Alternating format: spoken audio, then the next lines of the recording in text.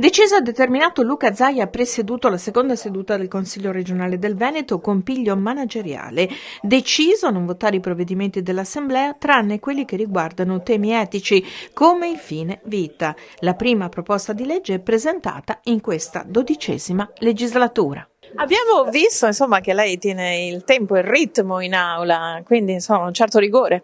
Ognuno ha il suo stile, però quando è un incarico cerca di fare in modo che le cose riescano bene. Diciamo che è un bel consiglio, il rispetto della puntualità e dei tempi è fondamentale, nel rispetto di tutti, dei consiglieri che sono presenti, di chi arriva puntuale e soprattutto dei cittadini, perché più efficienti siamo nel rispetto dei tempi, più sarà produttivo questo Consiglio, quindi significa avere più leggi che rispondono ai Veneti. Sì, quella è una vecchia vicenda che noi conosciamo, una legge di iniziativa popolare, quindi è qualcosa di più di un semplice progetto di legge.